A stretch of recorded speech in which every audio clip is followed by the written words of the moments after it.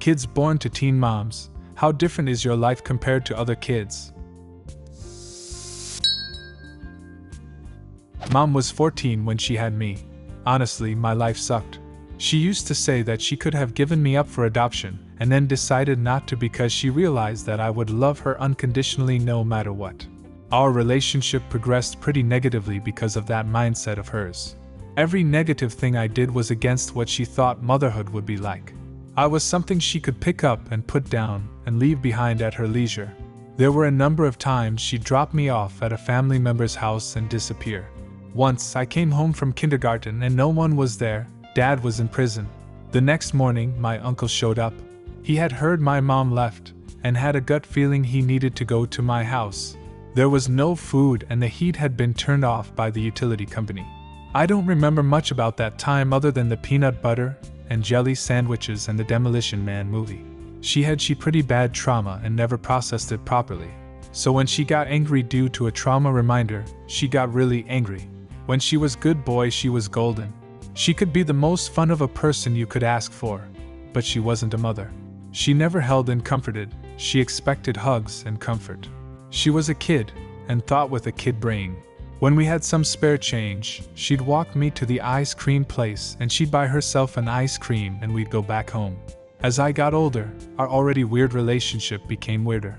She told me she didn't want people to know she was my mom and I could introduce her as my sister. She would tell people that she had 3 children, my siblings, and not claim me because people would do the math. She wanted to be friends with my friends. She wanted to hang around when they were there. What I know about having a teenage mom is this. I loved her with the kind of fanatical worship that messed me up for a long time. She could be funny and cruel at the same time. When she gave you attention, your world would be brighter, but when she was mad at you, the world would be dark. She never grew out of her teenage mindset, and I had to come to grips with that. I can't say that every teenage mom is like mine, but mine was rough. Edit. People asked how I'm doing now. I just graduated with my master's in social work last week. The long and the short of it is years ago, I ran away from home and ended up at my best friend's house. Lots of work, and hurt, and healing later. I don't see my bio mom anymore. I was adopted by my best friend's family when I was 29 though. I'll tell you, that paper may seem insignificant to people who don't understand, but for me, I stop and stare at it sometimes. My adopted mom hung the adoption certificate on the wall. It's legal proof I have a family who loves me and no one can take that away. My mother resented me and the freedom I had as a teen and young adult. I got to do and experience so many things she didn't get to by choice. On her side, I come from a long line of teen moms, but I didn't make that mistake. I was 27 when my daughter was born. And my daughter is almost 22 and no kids yet, so the cycle is broken on our branch at least. My mom and I are really close. She had me at 14. Growing up, I noticed a lot of my friends didn't get along with their moms. I always thought she was really relatable. We go eat, go shopping, get coffee, gossip, just hang out. She worked a lot, sometimes multiple jobs at once, so I felt like I did less extracurricular than my friends. But I was pretty happy growing up. She is always concerned with money. I'm starting to notice that she's not very good at saving money, or planning retirement, and whatnot. I once asked a family friend, "Now that us kids are grown, how are my parents still living paycheck to paycheck?" She explained that, in her opinion, my mom basically skipped learning how to take care of herself as an adult. Instead of learning how to effectively adult, she focused on taking care of her kids. I will forever be grateful for my mom and the hard work and sacrifices she endured to raise me and my siblings. I agree with this on one side. My mom was a teen mom, but we aren't super close. Not close enough to confide in her. She was always working, so I was always taking care of my younger siblings while she was away.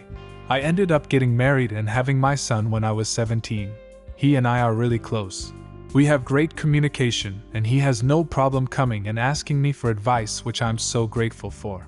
Working to break the cycle, and so far so good. Wait, so your mom became a grandma in her late 30s? Not judging at all. I'm in my 30s and it just blows my mind a little bit. When friends would come over for the first time growing up, I'd get a lot of, "I didn't know you had an older sister." I don't. That's my mother.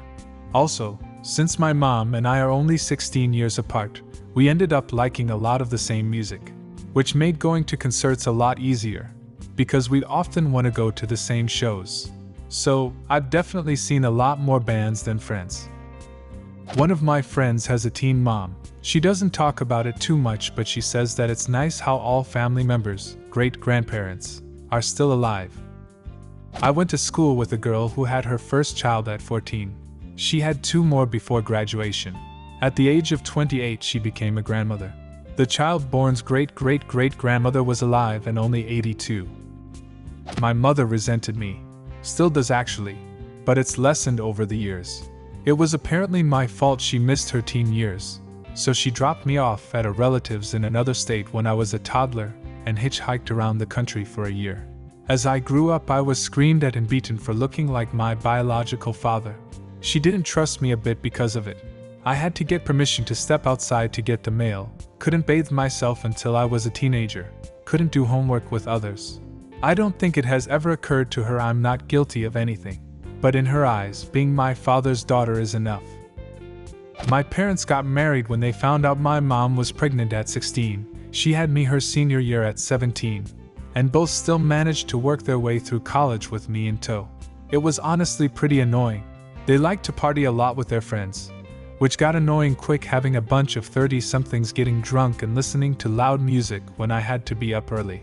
My mom enjoyed the attention of being mistaken for my sister, but it felt gross because she was the hot mom to all my guy friends growing up, and I never heard the end of it. My dad wasn't really interested in doing dad things until they had my sister in their mid-20s. Found out a year ago thanks to 23andMe that my dad's not my biological father. Apparently my mom slept around a lot in high school. Found my bio dad, which uncovered a huge conspiracy of lies and bats hit insanity that honestly deserves its own post.